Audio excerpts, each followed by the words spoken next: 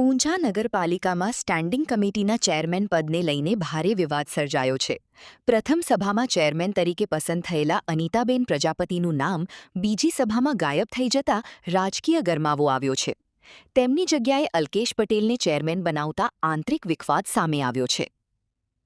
ઊંઝા નગરપાલિકાની સ્ટેન્ડિંગ કમિટીના ચેરમેન પદની નિમણૂક મુદ્દે ભારે ડખ્ખો જોવા મળી રહ્યો છે.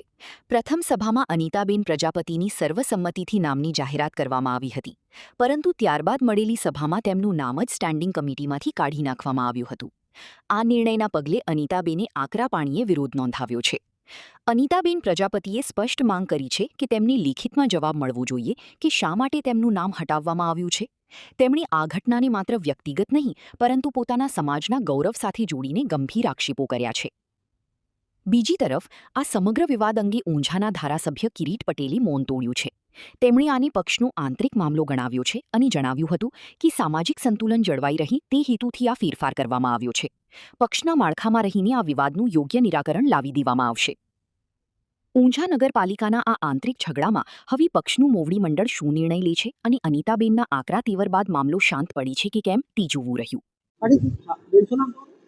હું પ્રજાપતિ અનિતાબેન રતિલાલ વોર્ડ નંબર 6 માંથી બિનહરીફ તરીકે ચૂંટાઈ આવી છું અને પહેલી સભામાં મને સ્ટેન્ડિંગ કમિટી ચેરમેન તરીકે મારી નિમણૂક થઈ હતી અને બીજી સભામાં મારું નામ જ ગાયબ થઈ ગયું સ્ટેન્ડિંગ કમિટી ચેરમેનમાંથી. તો શું કારણ ગાયબ થઈ ગયું, કયા કારણ હેતુસર મારી જગ્યાએ અલ્કેશ પટેલ તરીકેની નામની નિમણૂક થઈ, કયા કારણસર મારું નામ હટાવ્યું, મને જવાબ માગું છું લેખિતમાં કે સાહેબ જોડે અને રાજગોર જોડે. ખાસ કરીને નામ ગાયબ થયું શું માનો છો? કેટલું દુઃખ થાય છે? દુઃખ તો થાય જ ને.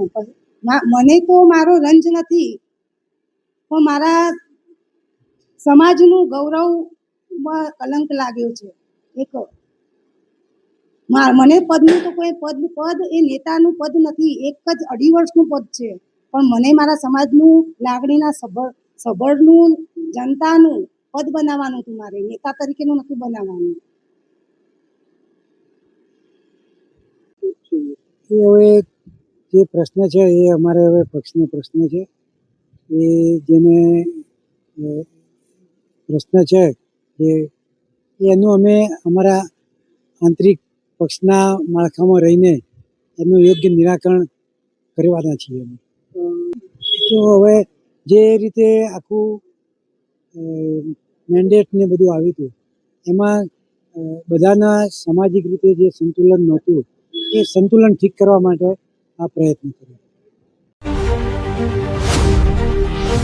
This is UD News Gujarat.